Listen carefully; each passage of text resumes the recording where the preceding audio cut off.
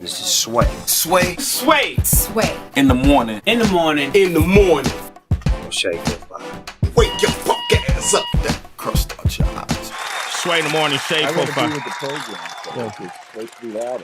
That's Jack Devine right there, man. He's our guest today in the political news with Mike Muse. He has a new book. It's called Good Hunting, An American Spy Master's Story. Jack, welcome to the show. Great to be here, Sway. Yeah, we got a lot of questions for you, man. A few of them, at least. We're just curious people. But before we get into that, it's the return of Mike Muse. Mike Muse. Hey. Good morning, everybody. It's good to be back. Hey, Mike Muse, man. I bumped into a lot of your friends. I was at the White House Correspondents' Dinner this past weekend.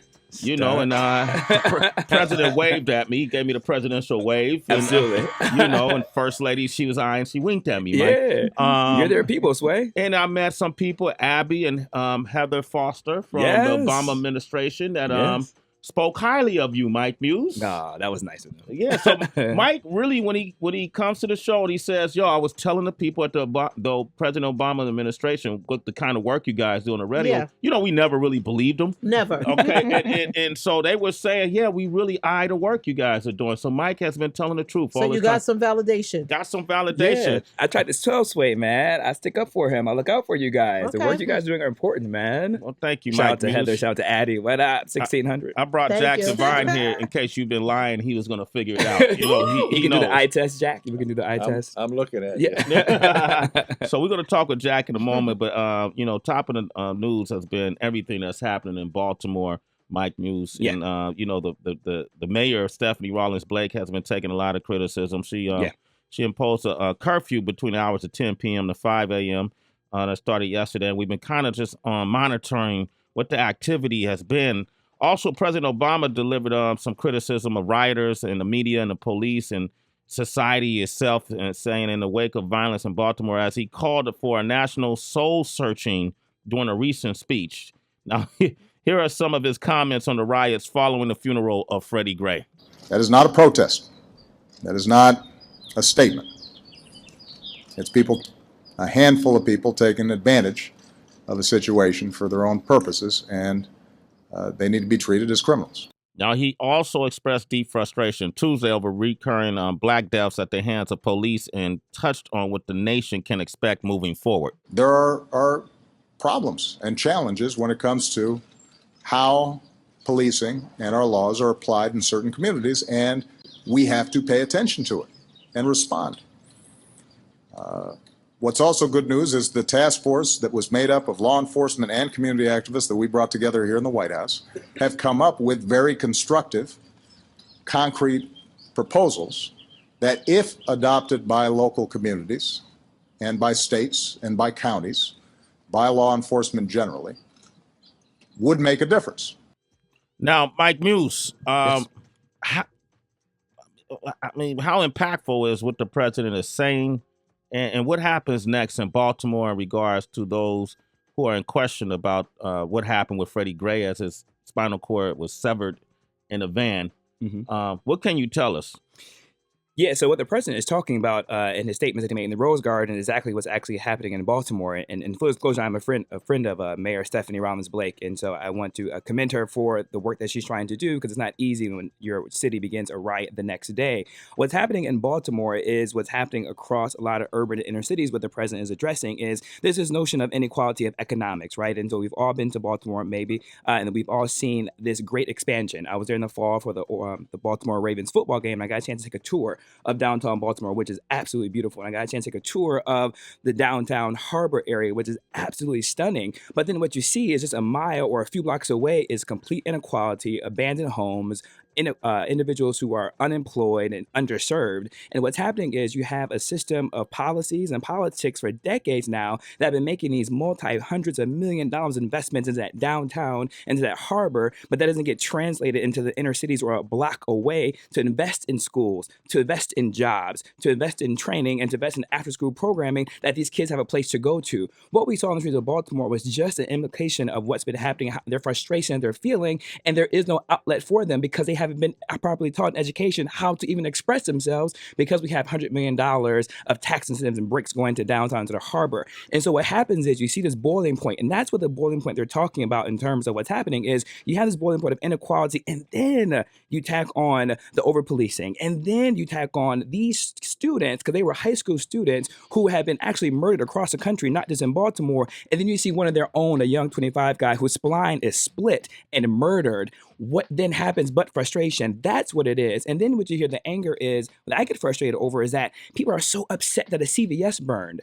What happens when that conversation changes nationally when you're upset that a young black boy is murdered once almost every month at this rate? So then that's really what the president's addressing is this whole national mindset and attitude needs to be changed. And there's something about a president who actually uses that bullpit while he's sitting next to prime ministers and he tells the prime minister, yo, hold on, homie, I have to talk about this. That sends a message to the nation that this is something we have to take into consideration. And then what he's doing is he's applying practical solutions with this task force that are going to come up. And what he said in the totality of the speech that we don't have time to play for was that he can't control the federalization of the local policing. What he can do is put these measures in place. And if these municipalities adopt these measures, then therefore we can have to roll out systematically to make change. Jack Devine, did you understand anything he just said? Absolutely. It's very clear, very articulate. That's why it had such a big following. Yes, absolutely. There you go. Thank you, Jack. I agree. Jack, you worked with the CIA for years.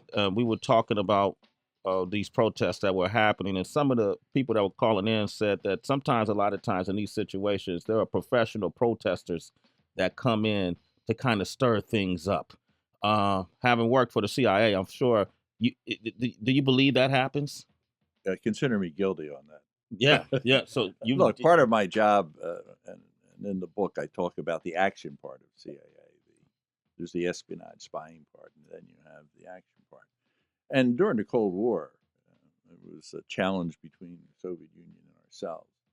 And every place they went, we tried to stop them. Every area where they tried to have an election or do something that would undermine our interest, we were in there. So if I had had social networking back then, I would have been a much more effective operator. But back in those days, you'd have to organize your own demonstrations. And I talk about it in the book when I was in Chile in the early 70s. I had an agent. She was a middle-aged woman. By my standards today, a young woman. Yeah, right. Back then, What you and she said, "Listen, now? I think I can organize a demonstration against the government, and a few $100 would go a long way." So I said, "Okay, fine," because that was part of our program. And I was leaving the embassy, a couple weeks later, and next thing I know, I heard this enormous pots and pans being beaten. And what you had was a demonstration of thousands of women marching on the presidential palace. So there was where a couple $100 went a long way. I am not all of CIA's activities are out of this country, abroad.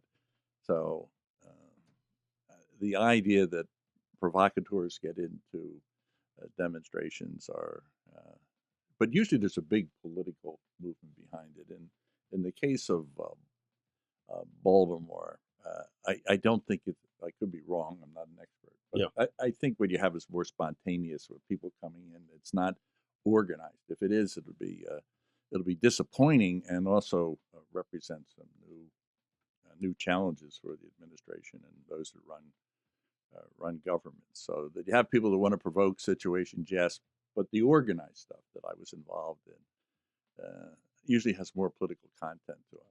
That's Jack Devine, the author of the book Good Hunting, an American Spy Master Story, which is available right now. I want to continue this conversation with Mike and Jack. I'm going to make a tie eventually here. All right, 888-742-3345. You have any questions, Sway in the morning? All right, 42 minutes into the hour. President Barack Obama actually spoke out about what's going on in Baltimore, and he had some criticism of the rioters and those who were looting. Here's some of what the president had to say. That is not a protest. That is not a statement. It's a handful of people taking advantage of a situation for their own purposes, and they need to be treated as criminals. He also expressed deep frustration about the recurring black deaths at the hands of police and touched on what the nation can expect moving forward. There are problems and challenges when it comes to how policing and our laws are applied in certain communities, and we have to pay attention to it and respond. What's also good news is the task force that was made up of law enforcement and community activists that we brought together here in the White House have come up with very constructive, concrete proposals that, if adopted by local communities and by states and by counties, by law enforcement generally, would make a difference. Now, we also have a special guest, Jack Devine, who wrote the book Good Hunting, an American Spy Master Story. Jack, for over 30 years, he represented the United States in the CIA. Correct, Jack? That's correct. All right. With pride. With pride. And so he has a new book that you guys should check out. You can find out a lot of answers, and curiosities could be answered as well. We got Brandon on the line from Baltimore. Brandon, good morning. Good morning, Sway. How you? Doing okay, man. What comment did you want to say? Mike Muse is here with us as well. I kind of wanted to piggyback on what Mike Muse said as far as the funding that goes towards the inner city, especially towards the youth. There is absolutely not enough funding that goes towards rec centers or after-school programs. As you can see, yesterday they shut down half of the schools in the inner city. A lot of kids that couldn't even eat yesterday. That's the only meal that they are provided through the school, and we don't have enough rec centers and after-school programs that are funded towards our inner city youth. Now, like he said before, the inner harbor, a lot of other areas in Baltimore, it's being renovated. We are a city that's actually still in renovation from the riots that happened in 1968. So a lot of the funding is going towards the parts where we don't see. You know, the Baltimore Orioles Stadium, the Baltimore Ravens Stadium, all that general area is being funded by the state, and, you know, everyone's paying attention to that, but no one's paying attention to our kids. And that's the problem there. And the kids were actually set up before the riot even started. Why pay attention to a purge flyer that was made by high school students who take inner city buses, and then they allowed them to get off the bus? They forced them to get off the bus, and then, you know, with high school students, you know, not knowing any better, you know, provoking the police. And that, you set them up right there. You should allow them to take the chance to get home as they normally do every day, instead of forcing everyone off of MTA transportation. That's what the setup was at first. And then, you know, CNN came in and started, you know, saying, well, you know what? Students are outside throwing rocks, you know, they're rioting, they're thugs. No, you set them up to do that. And then once someone sees that on the news, inner city youth, you know what? I'm going to go out there and help them out. They're going to join them. Yeah, Brandon, thank you for that insight. Any comment, Mike Muse? Yeah, no, thank you, Brandon. I mean, you contextualize it right from a citizen who actually lives in Baltimore in terms of what they're feeling and what they see. I mean, 1968, nothing has changed in those blocks and those communities, but those same individuals live in those blocks and communities have seen such beautiful buildings and condominiums and stadiums go up right down the street with none of them feeling that. The issue with the CVS is, yes, you can bring CVS in, and yes, you can bring other big block stores in, which I support that, but what you do is bring them in partnership with the community, so they're just not making a barely minimum wage job that they can barely afford a lifestyle in, but then make CVS then put programs for after school in the community to really be integrated in the community. What happens to those police officers that apprehended Freddie Gray? So what's happening right now is we're going to wait for an investigation, a report to be filed. We believe it's going to come forth on Friday, and whether or not to decide what to do with those police officers. And so we have to, we're almost in wait and see mode in terms of what's going to be, if any indictments, not indictments, but if they'll begin to a grand jury, or if they find the investigation even probable for any more further action to be taken. Okay, Jack, I want to bring you in on this conversation. I know it's twofold here, but, you know, 47 minutes into the hour, but I wanted to ask you a couple of questions too, because this is the segment where we talk about government-related issues a lot of times. And, you know, I remember Hollywood not too long ago had this gigantic scare. You know, it said that it was believed the North Koreans hacked into their, Sony's email network and start pulling up all this personal information and even threatened to blow up theaters if they released that movie, The Interview. What world are we living in right now where, because of an email thread and threat, that a company like Sony will actually, you know, pay heed to that and react to that? Was that threat legitimate in your opinion? Well, I think the threat was legitimate in the sense that the North Koreans were hacking into the system. I mean, that's the public statement on it. What's interesting to me is, I spent all my life in the intelligence business, and you say, well, what's new? the human part, getting people to cooperate with you, hasn't really changed very much. The part that has changed in a revolutionary way is the technology. Yeah. And it's interesting, CIA, when they're talking about reorganizing part of it, and they have 4 directorates, and I don't want to get into the boring part of structure. Mhm. But the last one that was was constructed was in 1962 when they put Sputnik up. So they created a directorate for science. Right now they're talking about creating a cyber directorate. And it means to me that we've reached this point of critical mass where the people in the intelligence world, not only in the United States, but around the world, are going to be looking at every aspect of communication and digital information to see how you can use it for information or how you can use it offensively and defensively against enemies and perceived enemies. Trust me, every country that has any capacity in this area is working on it. And I'm glad we are. Yeah. And we're vulnerable, but I would hope we're at the cutting edge. But the Chinese have tremendous capabilities to hack in, the Russians do. My friends in the law enforcement world tell me that the really biggest threat they're having a terrible time keeping up with is organized crime. Organized crime. Right. That, the mafia type of organizations, in this case, I would say the Russian mafia. It doesn't mean it's coming from Moscow, it'll be coming from New Jersey, where they're hacking in primarily to get access to financial information. And it's not so much a political turn off your grid or to turn off the power in the city. Yeah. But the capacities are being built. And I think the nation states probably aren't going to go at it, but it will be these unorthodox, either terrorist or criminal elements that will be going after it. The Sony case is sort of what I would call one-off politically. I mean, anybody that climbs to the top of the mountain in Gucci shoes and is the head, I'd better not say that or they'll attack this radio station. So we better cool off of that. Climb at the top of a mountain in Gucci shoes. ISIS, ISIS has been scaring the entire world. I have dreams about ISIS, and the way they've been able to mobilize their movement is through social media. How come we haven't been able to stop the spread, or is it even possible to stop the spread of this movement called ISIS? And are you concerned about it just as a citizen? No, I'm tremendously concerned about ISIS. And my concern is the savagery that you see with it. We've always had criminal and terrorist elements, and they've carved in modern times into a level of barbarianism that I think we have to worry about. I worry about if they bring it to the United States, what is that going to mean to us in terms of how we're going to deal with that?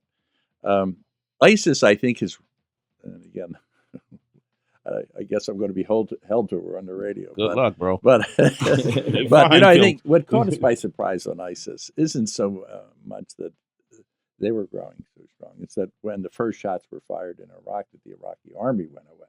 Yeah. And the next thing you know, ISIS has taken over large territory. They can't beat the U.S. if it's committed. We have the strongest military force in the world. Everybody, the Russians know it, the Chinese know it, both technologically and the training. But we've also been fighting for 10 years. We have expertise. So if you go toe to toe, and it's not going to. If they have a caliphate, an actual state, it won't survive an attack if we go that route. I don't think we're going to go that route. I think the main objective here right now is trying to contain it, and I think it's a reasonable policy. But it falls apart if there's a terrorist event in the United States that's barbaric. You in the book you talk about Al Qaeda, you talk about Pablo Escobar, and I want to ask you because I grew up in Oakland, and in the 80s, a lot of crack cocaine came into the inner cities, and there are a lot of major drug dealers that have come on this show. Frank Lucas being one of them, Freeway Ricky Ross being another, that claim that the government helped facilitate the spread of drugs in that time in the inner cities and disenfranchised places. I'm glad you're asking that question. I was actually the chief of the counter narcotics program. Okay, so 1990 to 1992. They're blaming you, Jack. I got it. That's why I was glad you're giving me this opportunity to address that question. And the strategy was to go take the cartels out in Colombia, and I think we're very successful. You look back, all the cartels leaders were wiped out. The problem was when you take out one cartel leader, you end up with 50 little ones. So your problem doesn't get better because of the demand thing. The only thing that I'm saying, I was intimately involved with it.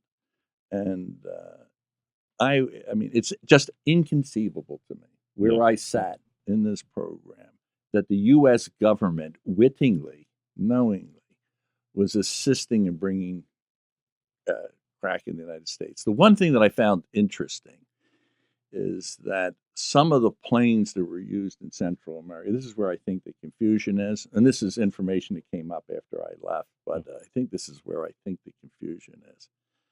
Some of those planes were just contracted. In other words, you hired them to fly weapons to Honduras, but that same plane could be used for some other purpose with some other client. And I think some of those same planes that were used were also used in drug shipments, but it wasn't the U.S. government. I really feel strongly about it. And, Can you be for sure though? I'm as sure about it as anything I could say on any subject. I mean, I really, I can't tell you how outraged I would be and everybody that I know. It just isn't why people go into the CIA or the State Department. I mean, this would be so outrageous. And there's been no proof. I mean, there's no solid evidence that I'm aware of. Allegations for sure. Other than cities being destroyed by crack, it did come in for. Oh, it's still here. No, but here's the issue, and it's a really important one. You know, you can't beat the problem the way I was trying to do it, which is you just keep beating the cartels and you burn the fields, because as long as there's a demand, someone's going to find a way to get it here. So you take out 100 tons of cocaine. There's still 900 to get across. I remember there was a bust in L.A., and they were able to track it back that it came on 100 trucks. And not one of the trucks was checked going across the border. I mean, it was sort of, there's so much traffic going across the border. Not every truck, this is going back 20 years. And they're very inventive. You know, they have tunnels, they have submarines. The problem, and I think at the end of the day, is a demand problem. Yeah. The huge responsibility on us, and I would come back to the educational part of it. How do you change people's sense of that it's okay to use drugs? Now, I'm old enough that I remember cocaine was socially cool. Yeah. I never used it, or it never passed my polygraph. You never snorted, Jack? But absolutely no. not. Okay. I'm going to end my life without doing that. Okay. But that's not so cool anymore. I mean, in the Wolf of Wall Street and all of that. I mean, that's done in the back room now, where it was before. So why? Because I think Hollywood inadvertently made it uncool, and then I think a lot of people said, no, it's not so cool. Now we have heroin, which is now a terrible plight, and then we have prescription drugs, which they're having a really difficult time. So, I think as long as there's a demand for it, people are going to produce it. Your government's going to try and stop it. I think I put more money into education than I would into just about anything else. Jack, man, thank you for coming back. Jack Devine coming by here. Good Hunting is the name of his book. Man, it's extremely interesting. It's a lot of subjects that he touches on in this book, including Afghanistan. And it was just fascinating for me to see how you guys operate, because I watch Scandal. I know what B613 is. Is that real? Does that really exist? Yes or no?